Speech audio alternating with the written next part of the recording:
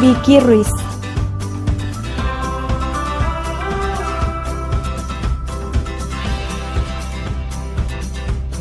Eric Hurtado.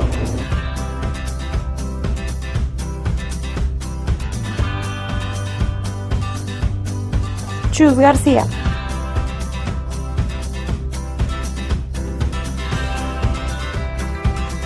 Lupita Quintanar. Vanessa Romero. Janet Mendoza. Ellos son Liberamente. Hola, ¿qué tal amigos? Soy Ari Hurtado de Liberamente y los dejo con el siguiente video. Continuamos. La paradoja de mindfulness.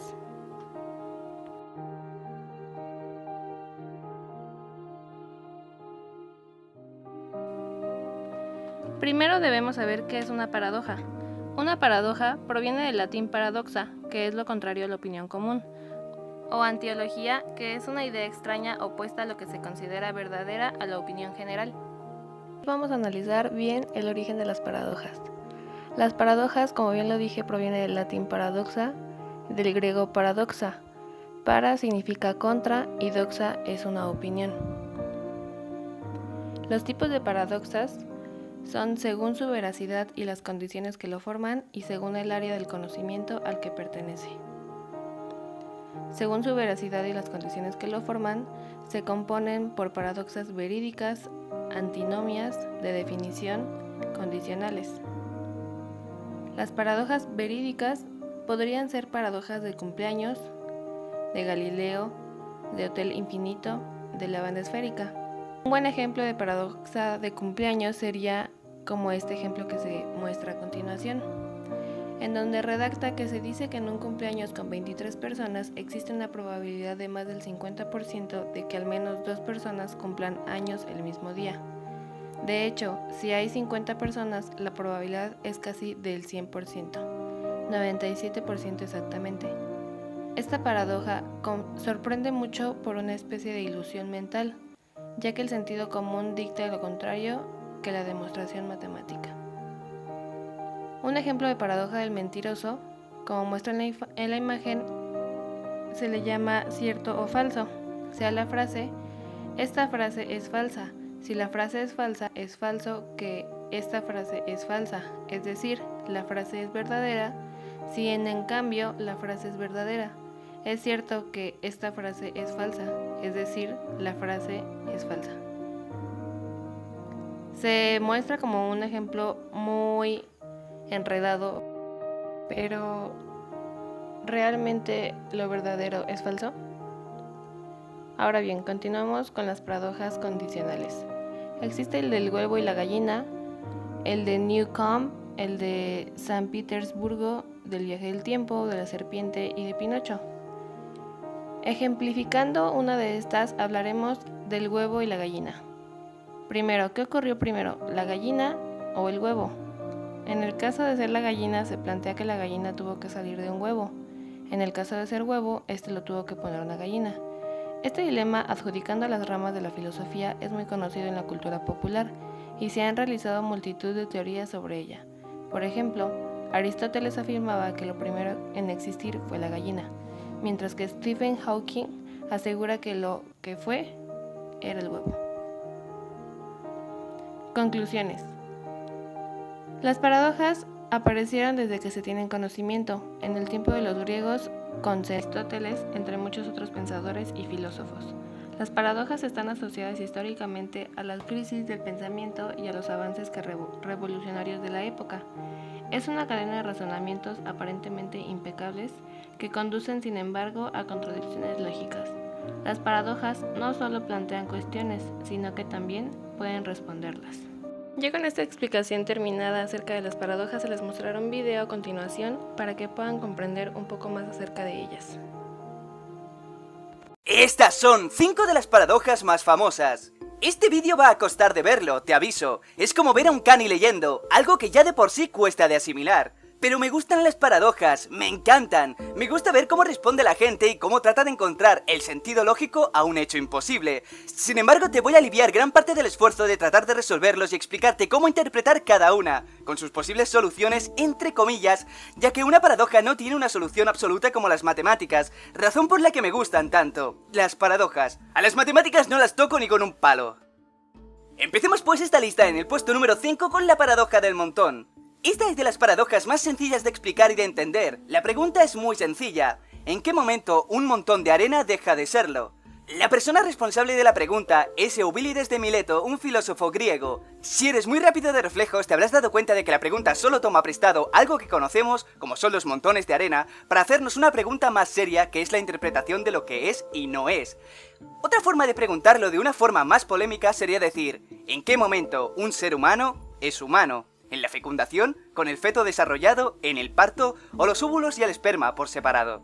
Volviendo a la arena, que es más sencilla, lo primero que habrá hecho todo el mundo es pensar qué es lo que consideramos un montón de arena.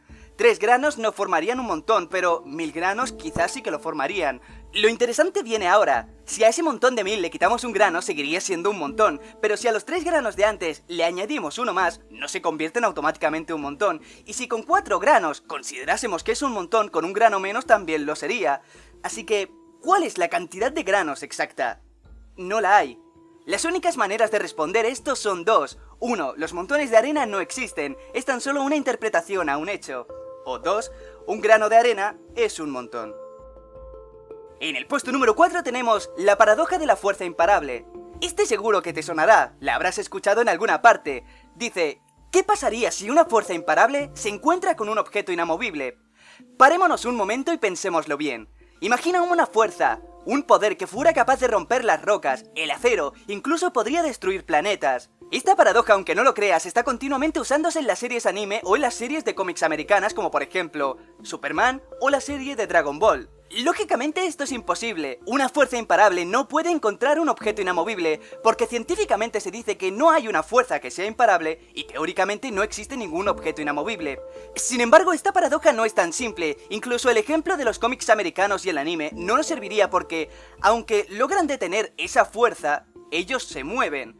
Para que esta paradoja sea una realidad debería existir una masa equivalente al infinito, y aquí es cuando te rompes la cabeza pensando en el tamaño del universo, entrando en un bucle incomprensible para el ser humano. De las paradojas que más me gustan porque nos hace cuestionarnos el tamaño que tiene algo que es infinito, con la consiguiente desilusión de que por muy grande que lo imagines, infinito es más.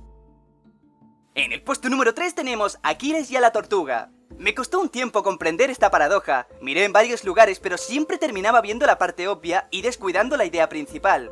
Zenón, un amigo que también veremos en primera posición y cuestiona el universo con una sola paradoja, nos habla en esta ocasión del infinito, explicándonos que Aquiles jamás será capaz de ganar en una carrera a una tortuga.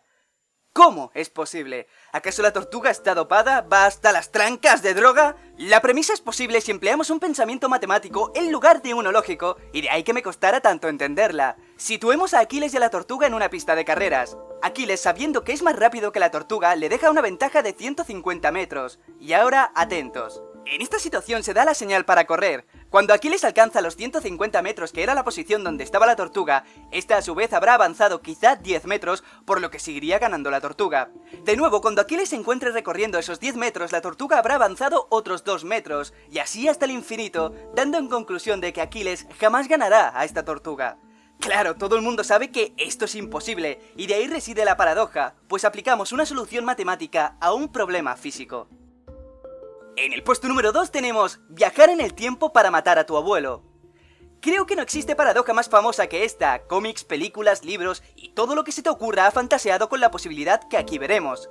Veamos antes que nada la paradoja y después explicaré por qué es complicado. Imagínate que acabas de construir una máquina con la que poder viajar en el tiempo. Entre otras cosas, decides regresar al pasado y matar a tu abuelo y ahí lo tienes. Eso jamás podría pasar. Si matases a tu abuelo, tu padre no nacería y por lo tanto tú tampoco. Y sin tu existencia no existiría una máquina capaz de viajar en el tiempo para matarle. No hay respuesta. Sencillamente no se puede.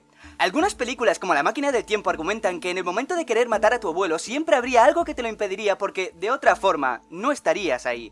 Otros dicen que todo pensamiento de modificar el pasado es una paradoja en sí, y los más imaginativos dicen que de hacerlo se crearían universos paralelos.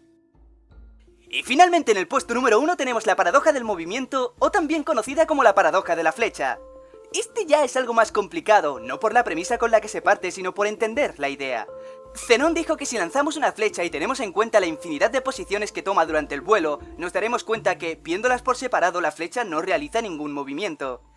Es parecido a mirar un fotograma de una película. En sí mismo el fotograma no es el movimiento, pero forma parte de él.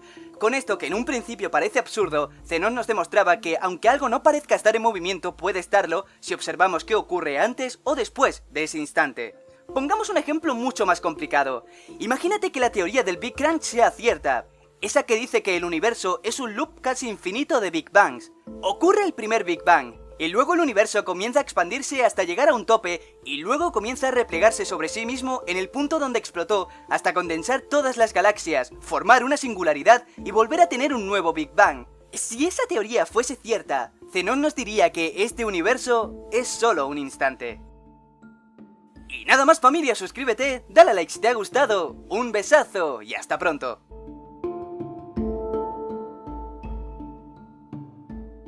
Cuando nos centramos en intentar quitarnos el estrés o la ansiedad, deseando estar en un estado de tranquilidad o calma, inmediatamente dejamos de estar atentos. Dejamos de estar mindful, es decir, dejamos de estar atentos sin juzgar, dejamos de ver nuestra experiencia tal y como es. Nuestra atención consciente deja de estar en el presente para centrarse en el futuro, y esto no hace más que empeorar las cosas.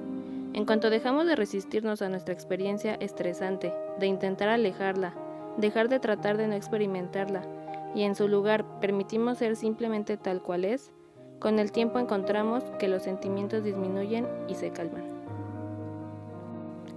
Algunos de los objetivos de mindfulness son querer ser más felices, querer estar menos estresados o ansiosos, querer sentir paz, querer ser más productivos o querer que se les vaya el dolor.